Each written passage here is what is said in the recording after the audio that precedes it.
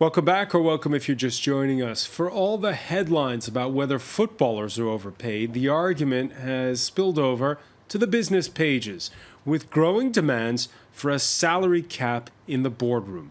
Recent rows at companies like British Petroleum sparking a move by Norway's sovereign wealth fund, the largest in the world thanks to that country's vast oil reserves, to pay close attention to executive pay. What impact on major corporations? How is the conversation evolving as income inequality fuels rage among citizens on both sides of the Atlantic? Already the EU's Say on Pay rules, voted in 2014, have had an impact. They've provided fodder for controversy, like here in France, where last week shareholders in carmaker Renault rejected their boss's €7.2 million pay pack, only to be overruled by the board. The state, which owns nearly 20% of Renault, is threatening to legislate on the matter if Carlos Ghosn fails to heed the calls that include pressure from other business leaders. Ghosn, who, by the way, earns another $8 million as chair of Nissan. Renault argues that on his watch, the company has enjoyed record revenues. It jumped 10% last year. So, what is a fair salary for a Carlos Ghosn? Who makes the rules? And just what is the impact of bloated pay among the big bosses on companies and the broader economy? How much is too much? We're asking Philippe Desfossés, who heads the French public, the public pension fund, we should say, the ERAFP for civil servants. Many thanks for being with us. It's a pleasure. And we welcome back Steve King, the author of Debunking Economics, who joins us from London. Welcome back to the show, sir. Thank you. Yep. Steve, what was your reaction when you saw the Norwegian sovereign wealth fund saying that they're going to start taking a look? You remember this fund has divested, for instance, from coal. It's got a lot of clout. Yeah, hopefully it'll set a bit of a standard, because the whole issue of the remuneration of top executives has become a complete joke, completely separated from the pay levels of the staff and the actual economy in the actual company they run. And I think this often encourages them to basically inflate share prices and get out quickly, under the whole distorted view that shareholder value is what should drive a company. So the Norwegians have got a record of a certain amount of social conscience here and a bit of intelligence at looking through rather weak economic arguments like the ones that support shareholder value. So I hope it has some effect on these frankly ludicrous pay rates. It will have an impact?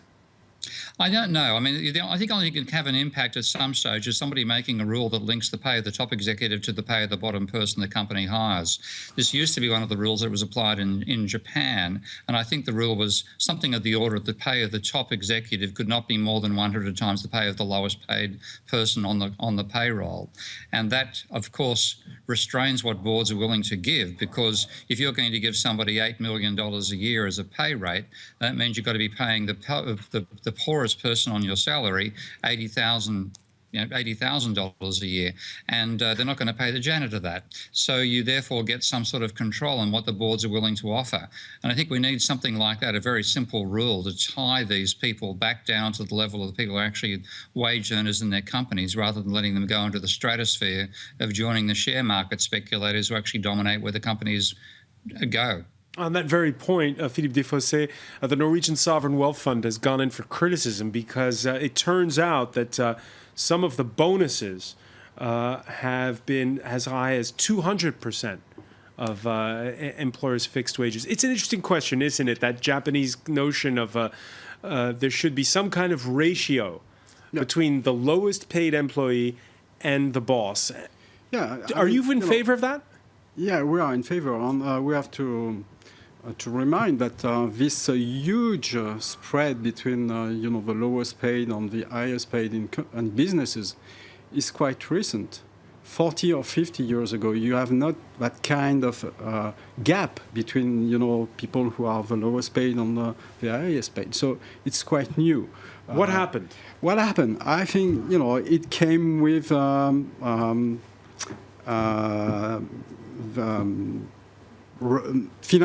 financial revolution, the Big Bang, and it came basically from finance. And then after, the businesses that were in industry say, we should follow suit. We should earn as much money as bankers. Some of their best talent was instead going off to these banks? Yeah, in some way. But, I think bankers at the time of Morgan and Dupont, they were talented too. And nevertheless, Morgan, was supposed to have said that at some point that in his bank, the range should be 1 to 10, 1 to 20. He was owning the bank, by the way. But, at that time, there was some common decency. I'm quoting George Orwell. But, this, how can you justify to earn? Okay, so what's the right ratio between what as Steve Keen said, what the janitor makes and what the boss makes? I'm the CEO of a public pension fund, for 4.5 million civil servants in France. And among civil servants, you have young professors, young teachers who are owning a 1.5 SMIC at the beginning, of their career. Sorry, for them already to know that in our rules set a max at so 1.5 times the minimum wage is what you're saying. Yeah, but that's what they're earning when they start their career, basically. And our rule is to set a cap at 100 times the SMIC. The minimum wage. That's already quite a lot of money. Steve Keen, is that a good rule? 100 times? I think it's a good rule. It's something which actually ties these people to the foundations of the economy in which they actually stand. Because remember, all this stuff, yes, it began in the finance sector, but a large part of the justification for this frankly nonsensical idea about huge remunerations for executives was the argument from economists that you had to align the interests of the managers with the interests of the owners. And a way to do that was to tie the manager's remuneration to the share price. Therefore, anything that inflates the share price, which allegedly benefits the shareholders, is therefore also in the interest of the manager, and therefore the manager will not behave as a self-interested agent, but will do what's in the interest of the shareholders. This is nonsense. It's typical neoclassical economic thinking.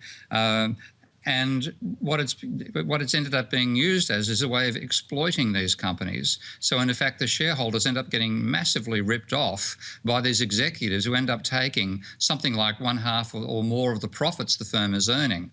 And I think in many ways it's almost like a return to the carpetbagger mentality after the Civil War in America, that we've allowed this to happen, that what looked like great profits and what looks like an encouragement for the manager to operate in the interests of the shareholders ends up being a way that this managerial class actually exploits the capitalist system as well as exploiting the workers. Do you get the sense, especially here in France, where the bosses, they all sit on each other's boards and they... You're taking my washing and I taking yours. That's basically how it works. Shouldn't there be laws, for instance, limiting the number of boards that bosses can sit on? Absolutely, because, even if those people are much smarter than we are, how can you jump from an oil business to an insurance business and then after a pharmaceutical? Do you ever see that law happening? Less and less, to be frank. But still, there are people who are having too many board seats. That's true. We put a cap, by the way, on the number of boards some trustees can sit at. But I would like to rebound on what Steve said about those wages. I think in theory, wages are supposed to be linked to the marginal productivity of work. How can you justify, that your productivity is so high that you deserve that amount of money? Which brings us to the case of Renault. Here's what the boss, Carlos Ghosn, said last week at that shareholders meeting after they overruled shareholders who were against his 7.2 million euro pay packet. The board doesn't decide on a whim, but with a mandate on your part. It's the board that chooses the people it wants to run the company. The board that chooses the method of paying its president and CEO in accordance with his effort, his skills. And I read through the communique, and it said that, revenue is up 10.4% last year, a record amount. Does he deserve it? Yeah, there are many things we should come back to. First of all, should we assess the value of a package offered on just 1 year? Or should not we take a longer duration, to assess, is this CEO deserving to be paid as much money? And for example, there is something I think quite incredible, which is we are not using the concept of high water mark for CEO.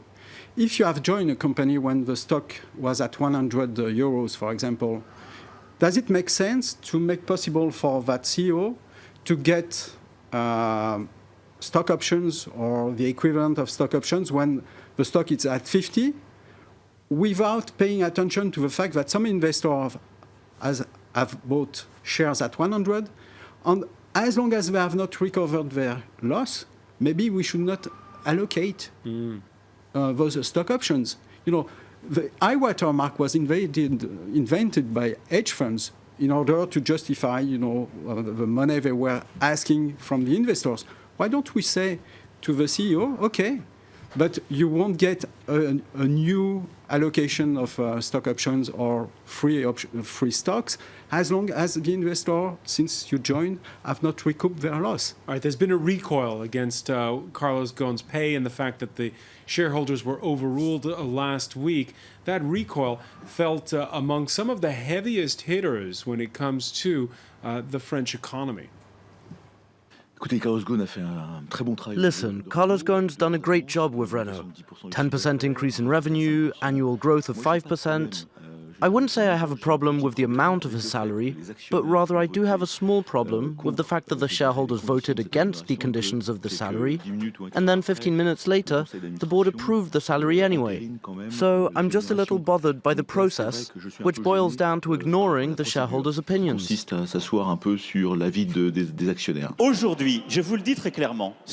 Let me be very clear about this. After seeing the vote at Renault's General Assembly, there is evidently a problem in terms of governance. What we are asking is that Mr. Ghosn take responsibility so that his 2016 salary reflects the consequences of this vote, and that the Renault Board of Directors meet once again to draw the necessary conclusions from this vote. Just to give a bit of context to our international viewers, the French state owns 19.7% of Renault. He's making an offer that Carlos Ghosn can't refuse. Is he going to go back and think again, or is Carlos Ghosn going to stand his ground now?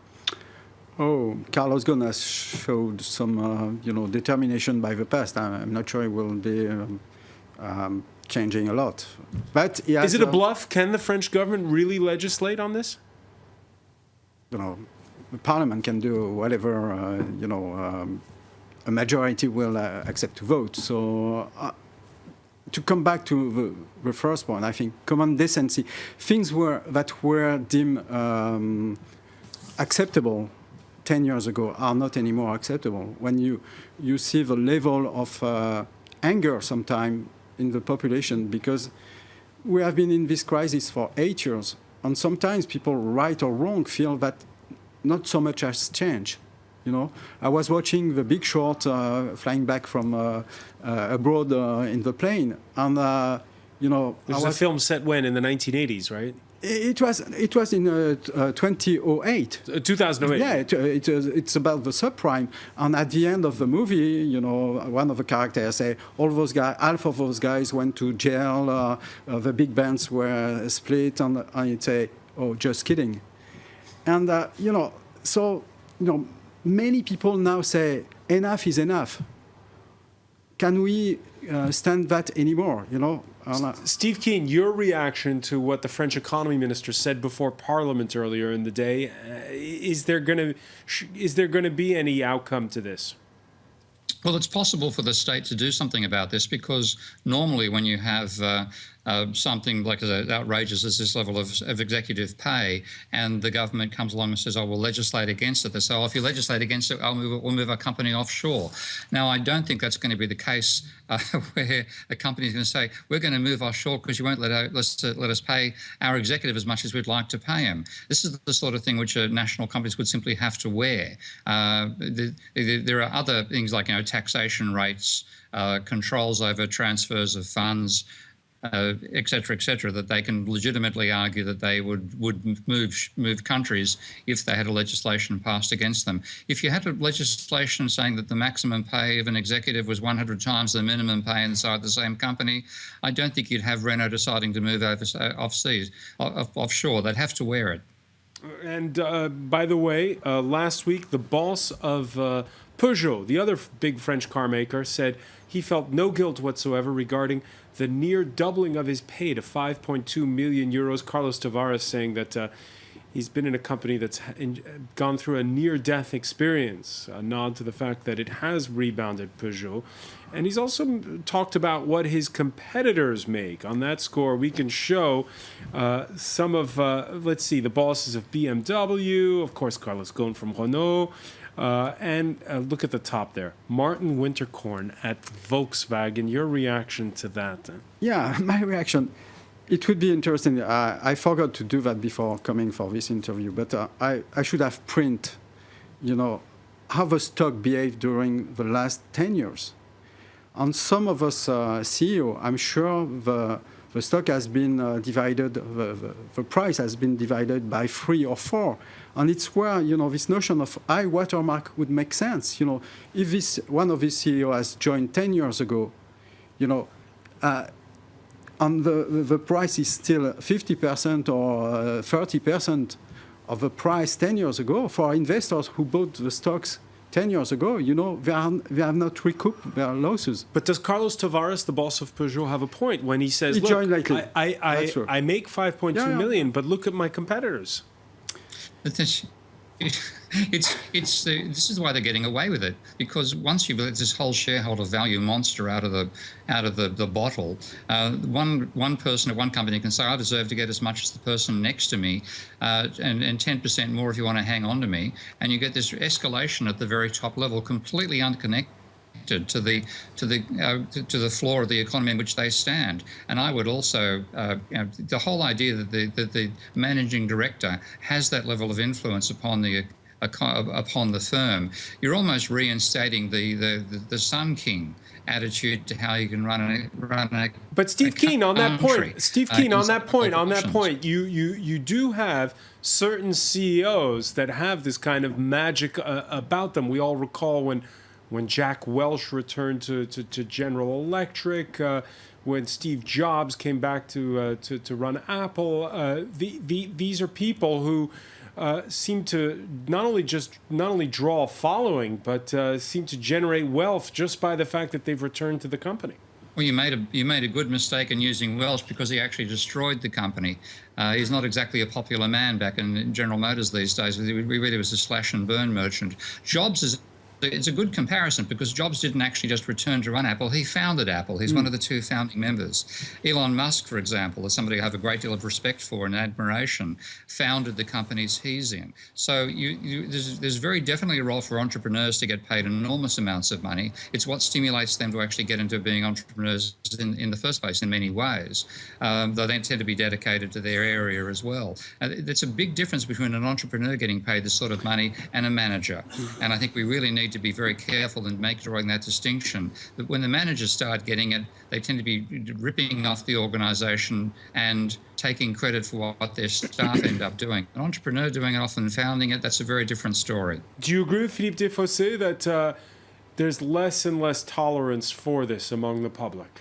Oh yeah, I mean, you tolerate this stuff while the economy is booming and while the share market continues to rise. But if you deflate the stock market by the change in the CPI since 2000, it's about 40% down on the level back then. So people have been losing money in the aggregate in the stock market rather than making it, even though there's been a huge rally driven by QE in the last 5 years. So there's all these elements where reality has changed, but the remuneration of top executives has not. And I'm glad to see this sort of protest arising. It's a sign that hopefully we're going to start moving away from the neoliberal world that this is part of.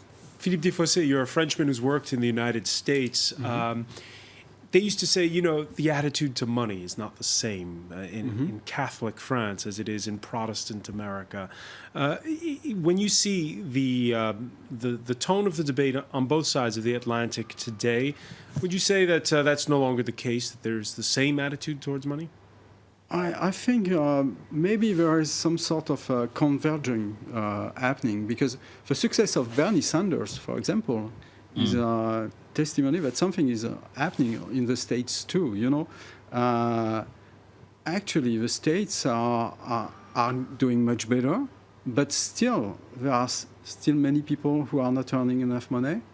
And when it comes to capping CEO pay, who do you think is going to be ahead of the curve? The Americans or the Europeans? No, the European, I think, definitely, because what you said is true. The relation to money is not the same. It's not the same. And France, if you compare France packages, French CEOs packages with what other CEOs are getting abroad, there is a huge, they are the less paid, between brackets. Steve comparison. I'm sorry, I was distracted by a correspondent from Mexico. Can you repeat the question? Sorry I was just going to say, when you look at American attitudes to money and European attitudes to money, who's got the best shot at reining it all in and this crazy money in the boardroom? Well, I think, unfortunately, the Americans rather than the Europeans, because the Europe is completely constipated by the European Union, and you're never going to get any changes through the European Union effectively, I'm afraid, and it was all built on the whole neoliberal foundation anyway. With what's happening in America, I very much agree that the sign of Bernie Sanders, a self-declared democratic socialist, if there was an election in America where he was the candidate against any of the Republicans, he's more likely to win than is Clinton. That's a hell of a change in the American polis right now, and the Americans are in a position to make more of a change than the Europeans are. All right, we're going to leave it there. I want to thank you, Steve Keen, for joining us from London. Philippe Desfossés. Stay with us. Our Media Watch segment is next.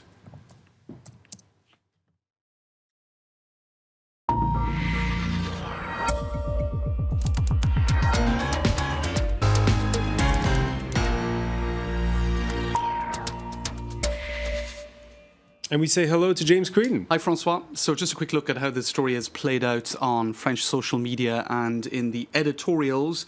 Lots of colourful photographs of Carlos Ghosn carefully chosen to illustrate the situation that he's in over that quite healthy salary of, or pay package of $7.3 million. In any case, that was quickly put through the calculators, and many were quoting the fact that it's 764 times the minimum wage. So that's always a helpful way of making it look absolutely that's monstrous. more than 200 times. Right, it definitely is. Sizably more. It's the figures keep mounting.